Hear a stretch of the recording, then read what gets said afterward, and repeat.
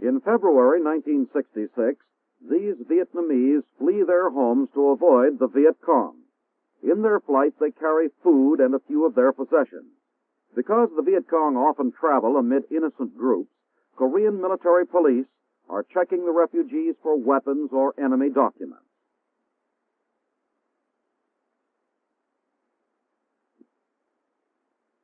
Until this year, the Viet Cong used this area as one of their main supply sources, taking half of the 11 million ton output of rice.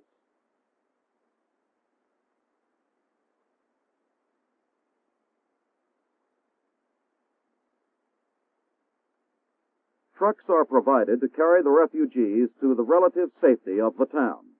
As part of their assignment to provide area security, the Koreans include 105 millimeter howitzers in their equipment. The battery commander supervises the gun team.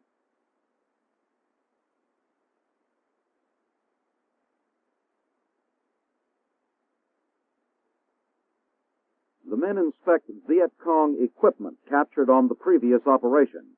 It includes weapons and boxes of ammunition.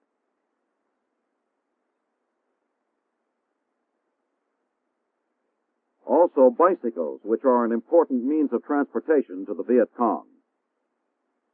Grenades and flares are included in the captured supplies. There were many personal effects and articles of clothing.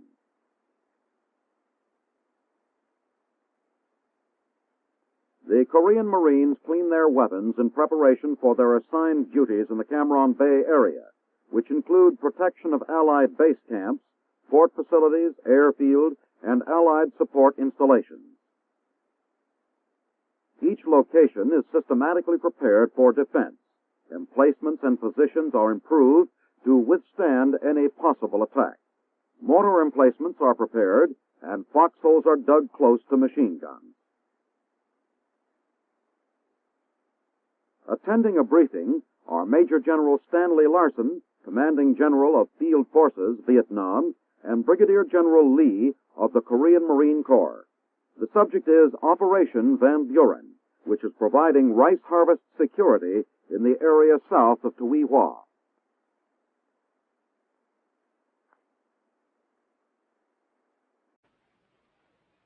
Elements of the 2nd Marine Division, Republic of Korea, are assigned certain security and protection missions in the Cam Ranh Bay area of South Vietnam.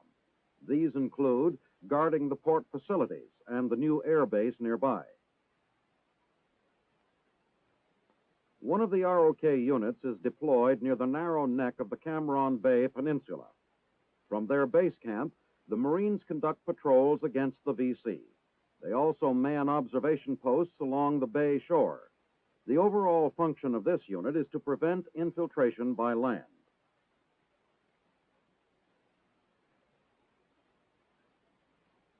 Another unit, deployed on what is known as the South Peninsula, uses 106 recoilless rifles to control the mouth of the bay. Its location is also designed to prevent Viet Cong from bringing mortars within range of installations on the opposite shore. Reconnaissance conducted by the ROK units includes that on the bay itself. Here, patrols move out in 2 U.S. Army Larks for a routine check on boat movement in the bay and adjacent waters.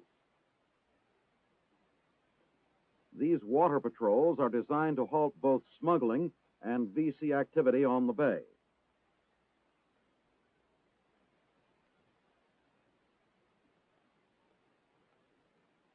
Native fishing boats, junks, and other craft are searched for weapons, contraband, or any guerrilla material.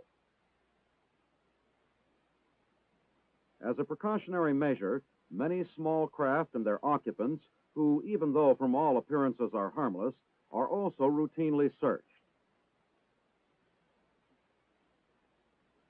Another ROK unit is deployed near the pontoon bridge that connects the peninsula to the mainland near Highway 1.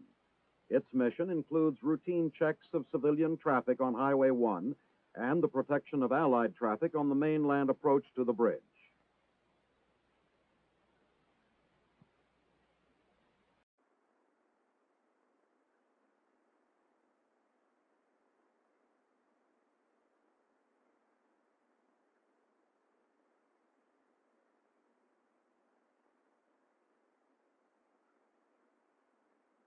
This unit of the Republic of Korea's Tiger Division was filmed as it moved out of its base camp area to begin a combat patrol against the Viet Cong.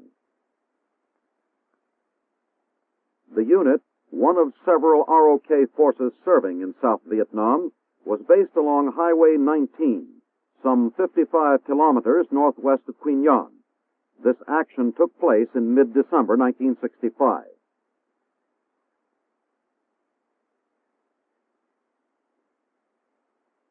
As the unit advanced, it came under light small arms fire from the VC.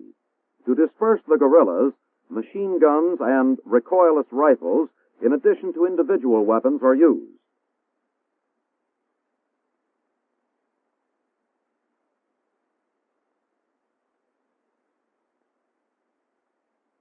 As soon as sporadic sniper fire is silenced, the unit continues its march.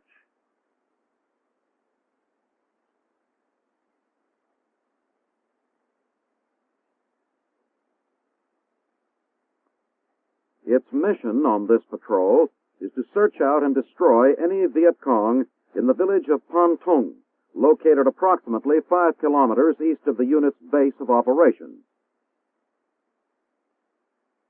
Women, children, and other non-hostile villagers were rounded up. Some were given food, while their houses were searched for Viet Cong or military equipment. Following instructions, the patrol then begins evacuating all residents from the village.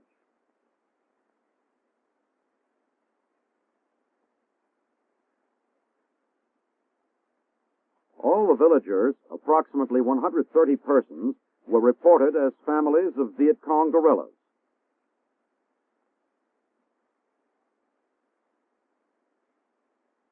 They were moved by the Korean unit to a refugee center some distance away.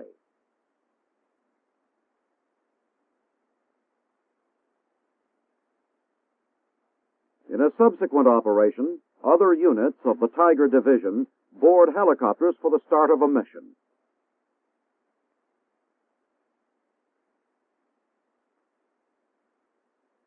They are flown to an area approximately 64 kilometers north of Quy Nhon.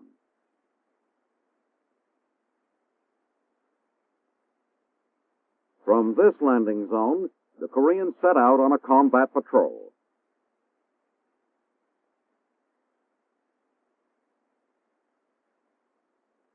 At the edge of the zone, the men pause and await the word to move out and seek the enemy. At base camp, a helicopter arrives bringing the chairman of the U.S. Joint Chiefs, General Earl G. Wheeler, for a visit with the Tiger Division. He is greeted by ranking ROK officers. General Wheeler proceeds to the Tiger Division area. There, he holds discussions with the division commander, Major General Che Myung-shin, and his staff.